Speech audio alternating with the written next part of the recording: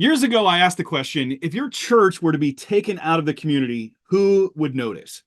When that question came to me, it was like hitting me with a ton of bricks because I started to ask myself, are we really doing anything for the community? Are we actually helping people? And I found out that we were doing a lot of different things, but it really wasn't making any change. And then one day I encountered a pretty amazing book called When Helping Hurts by Steve Corbett and Brian Fikkert. And I started to see God's vision for the world in a greater way than I'd ever seen before. And today we are honored to have Brian as a guest onto the show. And I'm going to give a little bit of his bio for everyone. He's a professor of economics and community development and the founder and president of the Chambers Center for Economic Development at Covenant College. He is co-author of the best-selling book that we're going to be talking about today, When Helping Hurts, How to Alleviate Poverty Without Hurting the Poor and Yourself, as well as Helping Without Hurting in Short-Term Missions, Helping Without Hurting in Church Benevolence, and From Dependence to Dignity, How to Alleviate Poverty Through Church-Centered Microfinance. Dr. Fikkert earned a PhD in economics from Yale, specializing in international economics and economic development. He is the author of numerous articles in both academic and popular journals. And prior to coming to Covenant College, he was a professor at the University of Maryland, College Park, and research fellow at the Center for Institutional Reform and the Informal Sector. And today, he is a guest on Apollos Watered. So, Brian, welcome to Apollos Travis, Watered. it's great to be with you, I think. Are you ready for the Fast Five? I am ready for the Fast Five, even though I don't know what it is. Okay, here we go. Who won the NFL draft from the NFC North this year? Oh, my word. Look, there's a now and not yet to the kingdom of God, right? And so I take that perspective on all things, including the NFL draft. Eventually, God's team, the Green Bay Packers, will emerge triumphant. But we might have to go through an era of tribulation first. Okay, well, here's your second question. All right. Which NFL team in the NFC North has the most Hall of Famers? Green Bay Packers. No. Number Really? two. Number one? I'm all sweaty. It's going to show up on the video. Bear down, Chicago Bears. No way. Dude, is that true? Yeah. I've seen you post. Okay, full disclosure, Brian's from Wisconsin. I'm from Illinois. So there's a little bit of rivalry, and I've seen your Facebook posts. Do you know that Jordan Love, in his first year as starting quarterback for the Green Bay Packers, God's team, had better statistics than any quarterback in all of Bears history ever? Until this coming year, the already not yet with Caleb Williams. He is the quarterback elect. All right. He has not entered into the fullness of his football kingdom. I think I'm walking on close to a line of blasphemy, but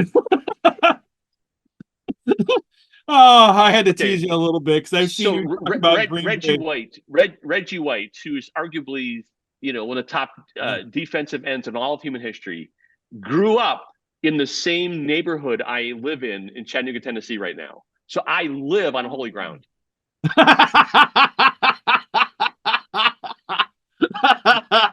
Okay, well then, let's get into our further questions. Because you're a Wisconsin guy, you have to miss something about Wisconsin, right? Everybody I hear from Wisconsin's like it's God's country. What do you miss most about Wisconsin now that you're living in Tennessee? Well, it's actually the sports teams. I'm a huge Packers fan, obviously. I love Milwaukee Bucks. I love Milwaukee Brewers. I mean, every night as I'm going to bed, I've got my iPhone. I'm reading the Milwaukee Journal-Sentinel sports page on my iPhone as a way of, drifting off into sleep. So it's Wisconsin sports for me. Well, your Bucks are out of the playoffs, man. Okay, this is really not going well, this interview so far.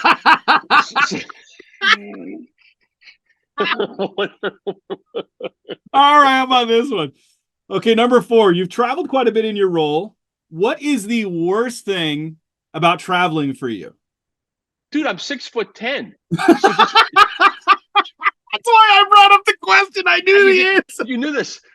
So, I get on the airplane and there's always somebody 4'2" sitting in first class. Their little legs are dangling. Their feet don't even touch the floor.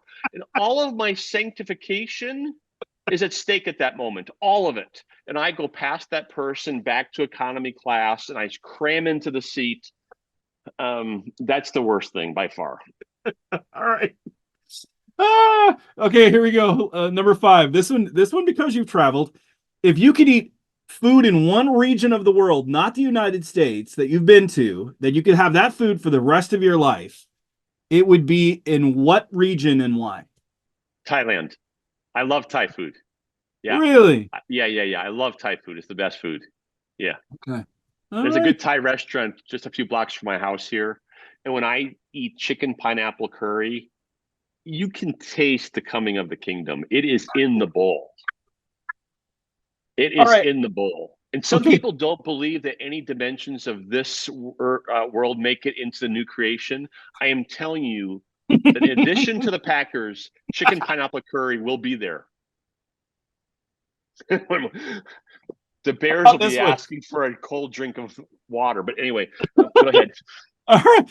Well, I have one more question, even though it's not on the list. Just because guys that travel in different parts of the world, what's the strangest food you've ever eaten? Yeah. So I was in West Africa and it was in somebody's house and they served me this slug and it looked like a bratwurst from Wisconsin. It was that big. And it was like this great big honking bratwurst, only it was a slug. And I've learned how to take things that I don't want to eat and shove them in my socks when the cook isn't looking and just, walk out with it. But this thing was so big, there's no way I could shove it in my sock. I thought, how am I going to get through this thing? And there was another dude with me who actually, he used to live in South Africa, or sorry, in West Africa. And when the cook left, he goes, "You're struggling, aren't you?" He goes, "Give it to me. I'll eat it fast." So I gave it to him. He chowed it down. So I'm forever grateful to this brother for eating my slug. Okay, well, we need to transition into the book. Our time is All right. limited today. All right. All right. And I know you've written several different books. We talked about this in the pre-show walkthrough, but I wanted to just predominantly focus on What Helping Hurts. And I know it's been out for Great. some time. It came out in 2009. You had a second edition in 2012. How to Alleviate Poverty Without Hurting the Poor and Yourself. Now, I want to start off with a pretty basic question for our audience. Let's get into some theology here because you asked this question at the beginning of the book. Why did Jesus come to earth? Let's get into that. And that starts it for everything else. That really is the framing question for all of life, including our work amongst the poor. And, it's so fundamental and so obvious. And yet, my experience has been that when I ask Christians that basic question, why did Jesus come to earth? They don't give the answer that Jesus gave at the start of his earthly ministry. American Christians in particular, if I ask them, why did Jesus come to earth? They'll say, Jesus came to earth to die on the cross, to pay the penalty for my sins, so my soul can go to heaven someday when I die. And I believe that's true. I believe that is true. I don't doubt that for 1 second. There's variations on that theme. Some will say that he came to save the lost. If you're a Calvinist, you'll say he came for the elect. But nobody ever says what Jesus says at the start of his earthly ministry. Luke chapter 4, Jesus says in verse 43, "I've come to preach the good news of the kingdom of God. That's why I was sent." And so we don't have to pit these various facets of his coming against one another. They're all part of the story, the large story. And the large story is the coming of his kingdom, the fact that he's ushering in a new heavens, a new earth. He's making all things new. That's the story. And that frames all of every aspect of our lives, and it frames how we work with people who are poor. Now, because the kingdom of God, I mean, it is breaking through. It's the already, the not yet. And we're trying to talk about where sin has entered in and broken these different relationships. You break this down in the book of these different reconciliations that Yep. happen. Can you describe that for us right now? Sure. So the next chapter in When Helping Hurts asks the question, what is poverty? If you ask most Americans what is poverty, they'll answer it like this. Poverty is about a lack of food, a lack of clothing, a lack of shelter. Poverty is a lack of some material thing. And there's a reason that that's our answer. It's because Western civilization is highly materialistic. We tend to look at life through material eyes. What's interesting is if you ask poor people, both in the United States and around the world, that same question, what is poverty? They will answer it differently. They'll say things like, I feel shame. I feel less than human. I feel like I'm not really part of the team.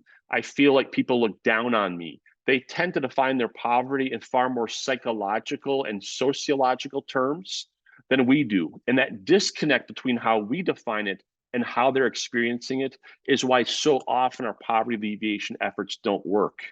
And what the poor are doing is they're actually expressing what I think is a more biblical anthropology than we are. The poor are bumping up against truth. They're bumping up against reality. And the reality is that we are not just material creatures. I believe the Bible teaches that we're highly integrated body, soul, relational thingies. And that relational dimension is something that we tend to overlook in both Western civilization and the Western church. Once you start to realize that we're actually hardwired for relationships with God, with ourselves, with others, and with creation, it reframes everything about what is human flourishing and how do we get to human flourishing for those who are materially poor and for ourselves. And that's what our book is trying to get at. I think the book does an excellent job. It's helped a lot of different people from around the world understand this, because so many people do have a desire to help. But in some respect, we're not just battling the forces of evil, we're battling a lot of misunderstanding within the church itself. And one of the issues that we found, and I know that you actually talk about in the book, is a social gospel that you have battled against. Why is it so important to keep that in perspective and address that issue within the modern evangelical church? Yeah, boy. Oh, boy. You're not paying me enough to answer these questions, buddy. So, there's always been this tension in the church in America between kind of the word ministry and the deed ministry. And, at the turn of the previous century, evangelical Christians pulled back from social action, social engagement with the poor, because they viewed it as reflective of a more liberal theological framework, out of a social gospel that seemed to be emphasizing deeds, but seemed to be de-emphasizing the verbal articulation of the gospel. And so kind of in reaction to that, the Bible-believing church tended to start to pull back from a holistic concern for the poor. And, history is repeating itself. We've got the same thing going on right now. We have those who claim the name of Christ. We're very focused on social action, on addressing oppressive social systems, perhaps, or on meeting people's physical needs. And they're not too excited about sharing the good news. Then we've got the other camp, again, reacting against that, going, you know what? Those folks are all a bunch of liberals. We're going to go back to proclamation again. And so we're seeing that repeated again in the present moment. I once asked my pastor, I said, Randy, how do you solve this tension of words and deeds? And he said, Brian, words are good and deeds are good. You should never do any one of them very long without doing the other. And I like he has a way of crystallizing things. And he was saying to me, there's no blueprint. There's no easy recipe. It's different in every context. It's different every relationship. It's different every moment. But at some point, we've got to get both the words and the deeds out there. And I think that's a good way of summarizing it. We often talk about the proclamation and the demonstration of the gospel, both of those things. And I remember one time I was interviewing a missionary, and he said, so many churches will preach Paul, but they don't preach the prophets. And I think if you have a steady diet of biblical diet, that will then influence you to see that they do go hand in hand. I mean, Israel, why are they judged? Especially in Isaiah 58, when it says, your fasting is bad. It's bad fasting. And I'm like, it's bad because he goes, you use it for your own self.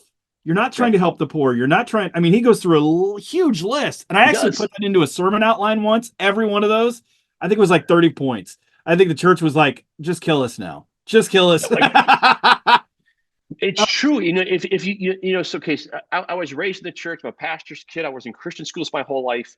And if you asked me, why was Israel sent into captivity in the Old Testament, I would have always said idolatry. Well, that's true. Idolatry was there, but you kind of get this sense that Israel was, every Israelite was walking around with this little, Baal idol in their pocket. They're walking around worshiping this Baal idol all the time. Well, it's interesting because in Isaiah chapter 58, as you mentioned, boy, these people were religious. They were like going to midweek Bible study. They were what would Jesus do bracelets. They were going to contemporary Christian music conference. They were doing all the religious stuff on the outside. It was all there. And God's going, this is disgusting to me because you don't care for the poor. Because we have to be able to help those that are around us. I mean, that's what we see. And as you've mentioned, what happened at the beginning of the 20th century with the separation between that social gospel, the liberal theology, and claiming it. I mean, some would even say there's certain theological systems that cause people to pull out. You've already, in our pre-show walkthrough, you talked about a certain principle that I find fascinating that I wasn't familiar with. And I want to know if you'd share that here, just because I think it's very interesting. We were talking about what happened in the Civil War. I am part of a denomination called the Presbyterian Church in America, and we come out of the Southern Presbyterian tradition. And around the time of the Civil War, Southern Presbyterians developed a doctrine called the spirituality of the church. And I'm not the world's leading expert on this. I can point you to some folks who are, but it's so close to truth. You know, Satan really deceives us, doesn't he? He often gets in there. You know, I used to tell my kids when they were little, guys, you know, when you're driving down the street, it's not like there's going to be this big fork in the road with Satan standing there saying, come this way, with a big sign that says, I'm Satan. And there's another fork. The other way is Jesus saying, come this way. Satan's too smart for that. He's subtle. He gets in there. He tricks people. And, the Southern Presbyterians said, the church is fundamentally from another world. Christ says, my kingdom is not of this world.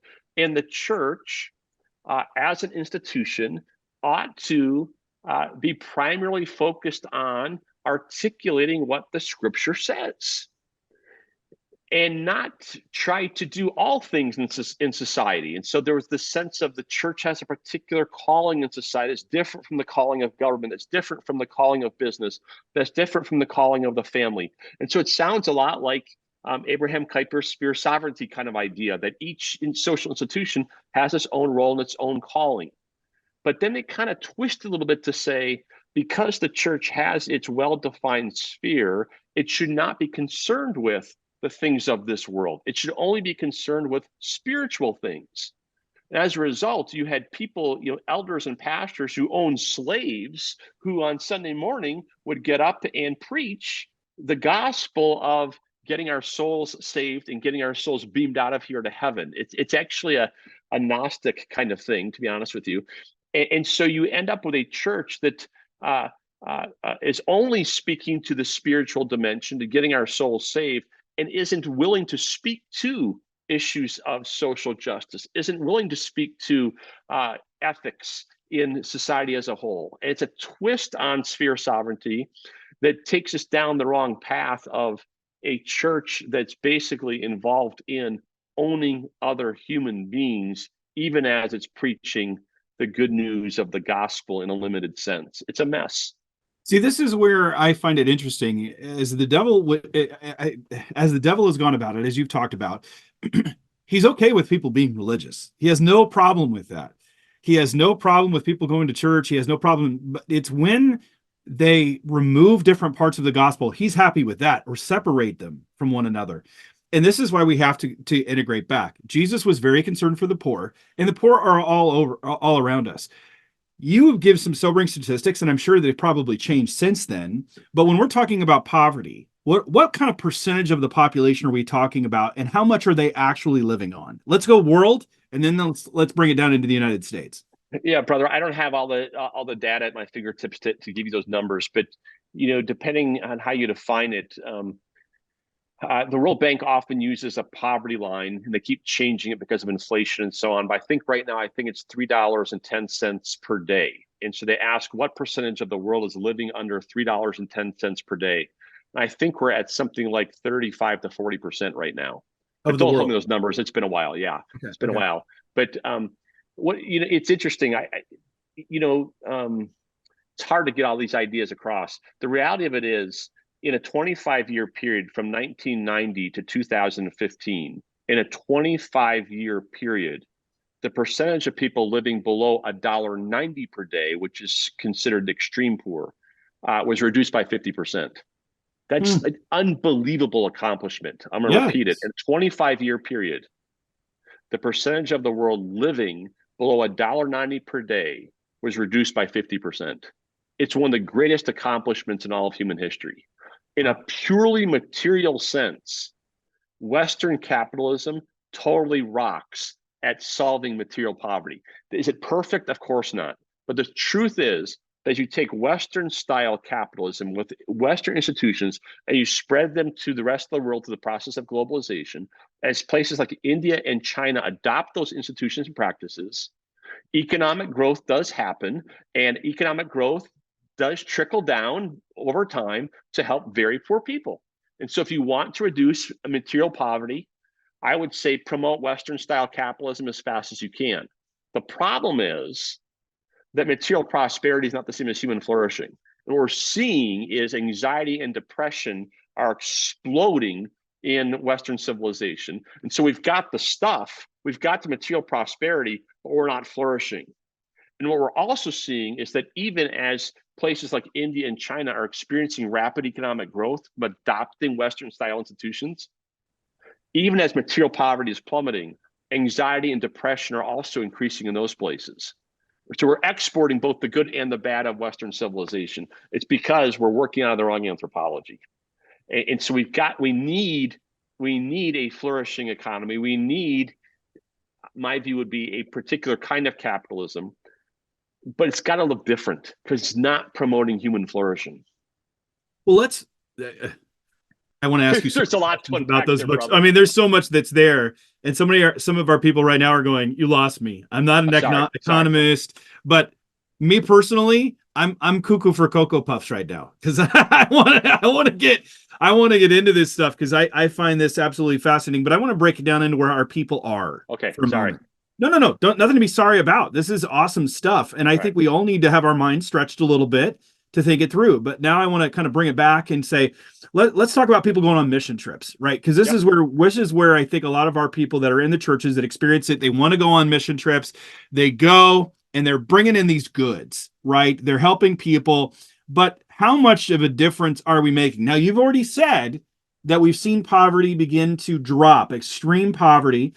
Are those the results? I mean, yes, Western capitalism has gone to in societies, but when we go into a culture and we share Jesus and we're bringing these material goods, are we actually helping or are we hurting people? I mean, really, that's the thesis of the book, right? When helping hurts, because if we don't help in the right way, we That's can it. actually be causing long-term effect. Okay. So if go back to the original question we talked about, what is poverty? If poverty is about a lack of material resources, then a short-term missions trip goes and hurls out shoes and other kinds of things. I got to be careful here. That's the solution. That's easy. To take on a larger scale, we should just get airplanes and fly all over Africa and drop stuff out the bottom of the airplanes on people. But I wish it worked that way, but it doesn't, because poverty isn't fundamentally about a lack of material resources. Africa's full of natural resources. It's full of them. You're from Chicago, man. You got nothing compared to most countries in Africa in terms of good natural resources. You're stuck with crummy, the bottom of Lake Michigan and the bears. It's much better to be in most parts of Africa than it is in Chicago by far. You got alewives rotting on the shores of Lake Michigan and smelling everything up. Chicago is a wasteland, man. You You're just digging a hole. I mean, you were doing so good. Africa's got a lot of natural resources. There's It parts does. that are desert, but it has a lot of natural resources. The issue isn't fundamentally about a lack of resources. The issue has to do with how people understand their relationship to God, self, others, and creation. And those relationships are severely broken, both because of lies in various forms of African traditional religion, and I would argue because of what colonialism did. It's the fall happened. The Mhm. fall. Okay, you're getting me. Look, right now, the right now the U.S. church is seriously divided. Are people poor because of social oppression, or are they poor because of personal sin? This is dividing American culture. It's dividing the American church. This is the stupidest argument in all of human history. Go into your churches and ask kids in Sunday school, in kindergarten, what did the fall affect? And they're going to say everything. Well, then what happens when they grow up? Somehow we become Republicans and Democrats. Dude, the fall affects everything. Of course, individuals are broken. Of course, systems are broken. Of course, it should be a softball. So when we go into a place like Africa, what we ought to be asking is, why are people's relationships with God, self, others, and the rest of creation broken? That's the question. We ought to say to ourselves, what the church of all ages has said: individual sin, the flesh; broken systems, the world; and Satan's attacks, the devil, the world, the flesh, and the devil. This is the theology of the church throughout all ages. Now, are you going to solve the world, the flesh, and the devil by handing out shoes on a 1-week missions trip? You're not. It's ridiculous. It's a very small thing in the larger story of the world, the flesh, and the devil. You cannot solve poverty in a short-term missions trip, but you can make it worse. Here's why. The vast majority of people around the world who are poor are suffering from a marred identity. They've lost a sense of who they are as image bearers of God Almighty. Both their religious perspective and their experience with colonialism has confirmed in them that they are less than human, that they can't affect change in their environments, that the world is controlled by outside forces, either white people or demons. They can't affect change in their lives. And so we rush in on a short-term missions trip, hurling around resources, taking over the local vacation Bible school with our puppets. We run in and we take over and hurl resources around. And what it does is it confirms in them what they're already feeling. I'm less than human. I can't do anything. Outside forces run the world. White people run the world. And so our very act of compassion confirms in people the very thing that's paralyzing them, that they're less than human, they can't affect change.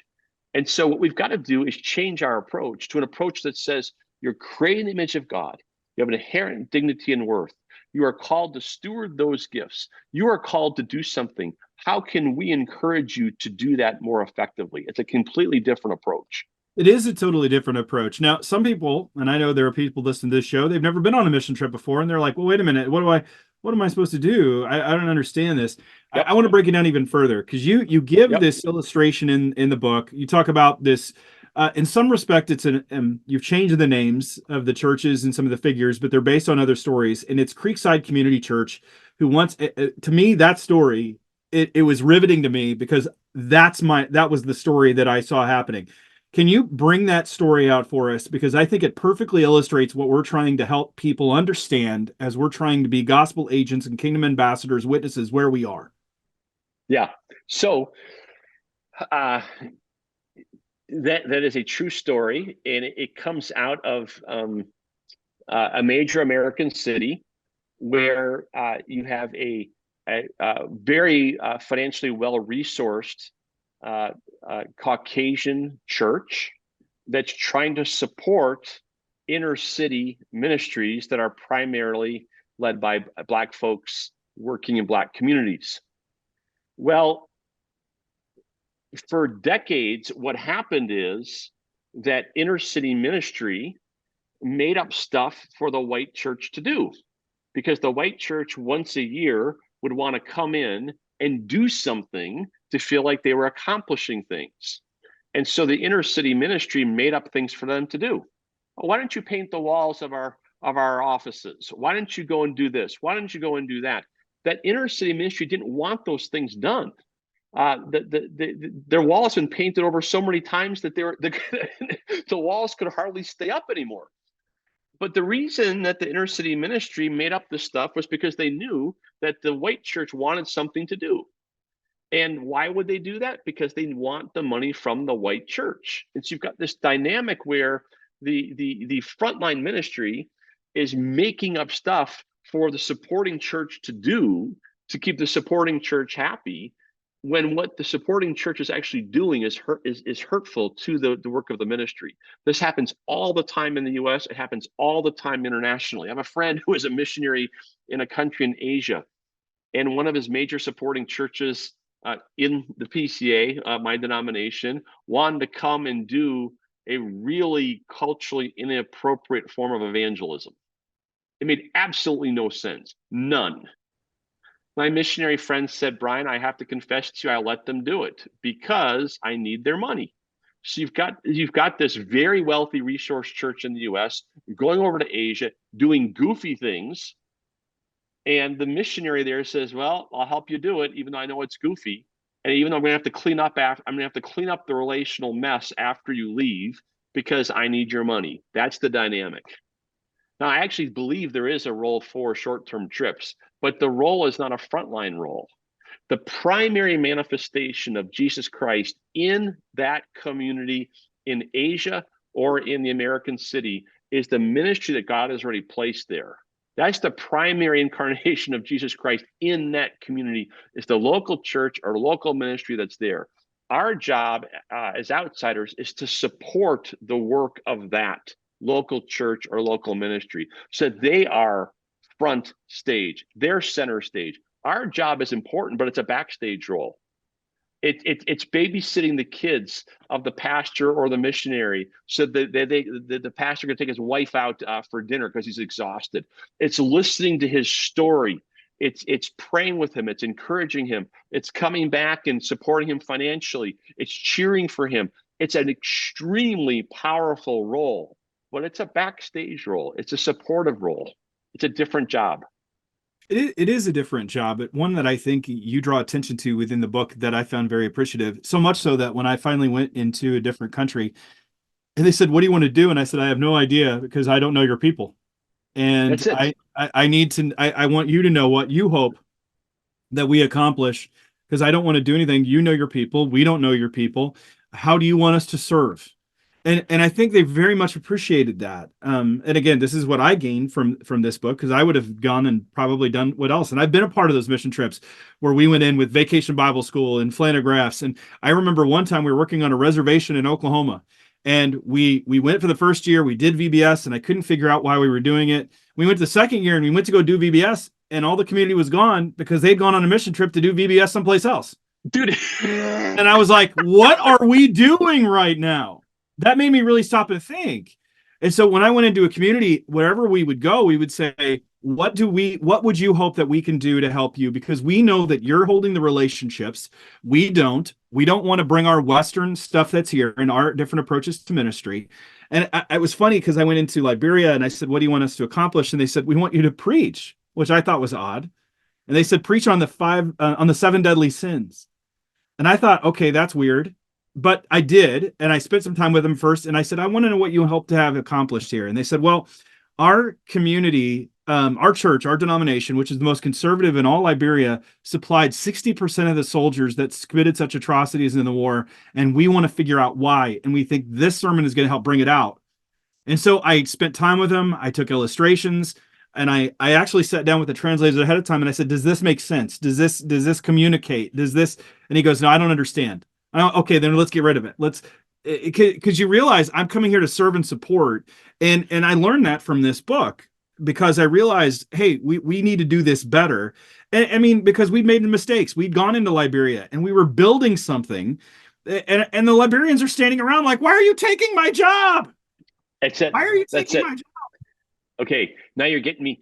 All right, 2 stories. Two stories. So, and I got to be a little careful how I tell one of them. So I'm going to change the details to get at the point.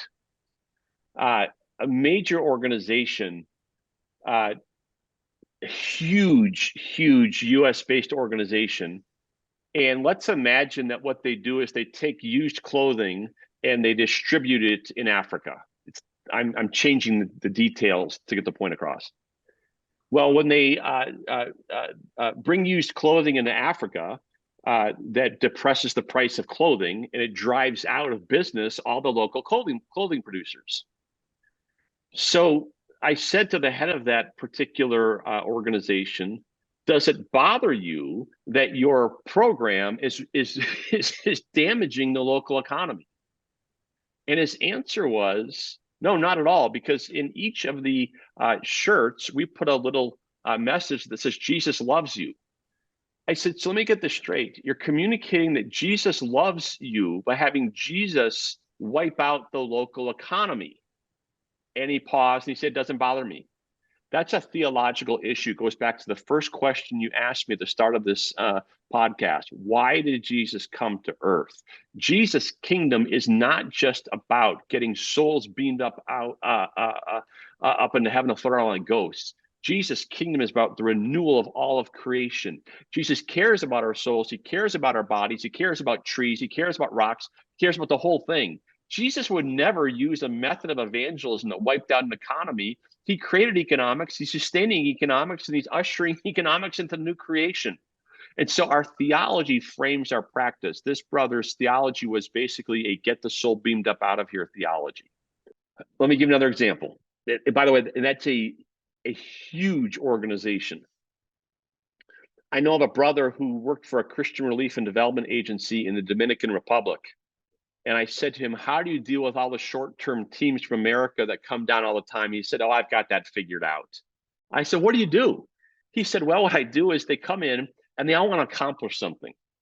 And so they want to get something done. So I give them an impossible job. I tell them, go move that mountain over there, and I give them a shovel. And after about 3 hours, the Americans are exhausted and they realize they're never going to accomplish the task. I said, what happens then? He said, well, they just collapse in exhaustion and they just say, can we just hang out? And that's what we actually want them to do, is just hang out with us all week. And so basically I grind them into submission and they hang out with me and the locals all week. That's what we want. We want relationship. But he said, I have to, a relational understanding of what a human being is different from a material understanding. We're coming out of a material framework. It's the wrong understanding what a human being is. And what is and I know you got to go, we're short on time. The danger is paternalism. One of the biggest dangers that are there. Can you elaborate on that? I remember elaborating on that after reading your book. I brought it into a sermon.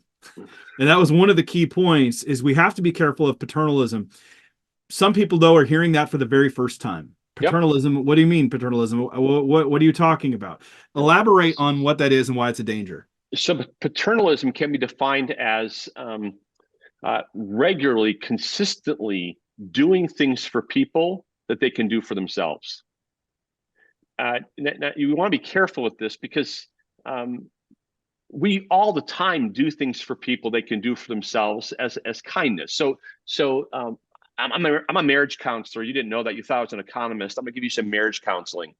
When you're lying on your sofa watching the Packers beating the Bears, and you're in nirvana, and your wife says to you, "Would you please go take the laundry out of the washing machine and put it in the dryer?"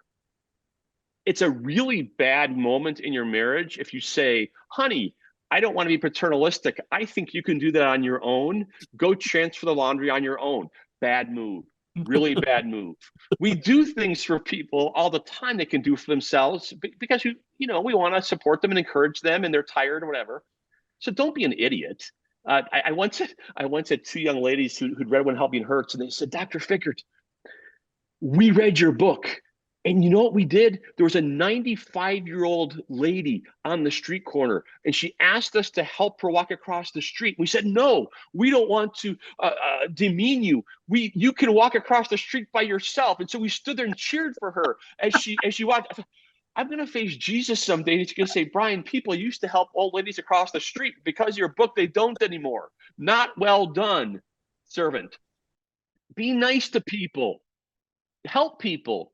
But if you're constantly doing things for people to the point where they're not using their own gifts and their own abilities because you're rushing in and doing things that they could do for themselves, that's paternalism. It's rushing in, it's taking over, it's doing things for people that they can do for themselves on an ongoing basis to the point where they're not actually using their own gifts. They're watching you use your gifts. That's the problem. And we tend to do that in our missions work, both in the US and around the world. We rush in, we take over, and rather than recognizing the gifts of the people that are already there and fanning the flames of those gifts, we crush people's ability to use their gifts because we take over. That's the problem. And it's so often, let me just add this real fast. So often we say to ourselves, okay, so I did some things this week on my short-term missions trip that probably weren't that great, but it was just 1 week. What we forget is that we are one of 52 short-term missions trips that have happened in that location this year. And so we're part of a larger drama. Haiti, my word, the Haitians, the whole Haitian worldview is that outside forces run Haiti. Demons run Haiti, and Americans run Haiti. NGOs run Haiti. That's the worldview. Every time we go on a short-term mission trip to Haiti and we take over and we distribute resources, we exacerbate, we perpetuate the story that's been woven in the course of centuries there. We're part of a larger narrative. We're not in isolation. Now, I know some people are hearing this saying, whoa, I am so confused right now, because really what we're getting into is it's not that we're saying that missions is bad. Just like eating a meal is good, but you can eat too much or eat the wrong stuff, and it can actually cause a lot of damage. And so what we're saying is how you go about it, the why you go about it, and how do we affect change? Because what we all want to do is not just ministry for ministry's sake. We want to do ministry that actually helps people come to the gospel, come to the saving knowledge of Christ, at the same time enabling flourishing of society so that other people can grow in their dignity. I mean, and they already have dignity. It's already there. Not that we're giving them dignity. They have it. We're affirming the dignity that's there. There is so much, and I know that we have only scratched the very surface of this. You have another appointment that you have to go to, and I want to have you back. I want to continue this. I want to get into deeper conversations on economics and talk about the North American church and how we can do this better. We didn't even get a chance to do that today. But I want to finish up with one final thought. We offer a concluding thought, and we say to people, here's your water bottle for the week. We are Apollos watered, so what's a water bottle? A concluding thought that we can give to our audience today that enables them to embrace Christ, but also seek the flourishing of society where they are. So what's one concluding thought that you can give to our audience today? Well, I need a little more than one. Just That's two. fine. All right. Two is fine. So the first thing is, if you think what I'm saying is that we should do less to help the poor, that's not what I'm saying at all. I actually believe that whatever you are giving to help the poor, you should quadruple. But you should ask who you're giving it to. What kinds of organizations are you supporting? Are you supporting organizations that are empowering the poor through meaningful relationships? Or are you supporting organizations that are aimlessly hurling around resources that are communicating the wrong message to people who are poor? A relational approach to ministry is way more expensive than a material approach. Folks, it's not that expensive to ladle soup out.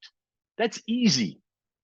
It's very expensive to walk in deep relationship with another person. We need people to pay for staff to hang out with poor people. I don't have the time to do that. That's not my calling. But I can contribute to organizations that do that. So that's the first message. I'm arguing for more, not less, just different. Okay. The second message is the fall has affected every part of society. And so wherever you are, wherever you're working, you have a chance to be what 2 Corinthians 5 calls an ambassador of reconciliation. We're not all called to go work in missions. We're not all called to go and work in the inner city. Maybe you're an insurance, maybe you work in an insurance company in a major American city. You know what? You're in a position to impact a lot of lives through the better design of insurance policies that can actually help people who are poor. Maybe you're a banker.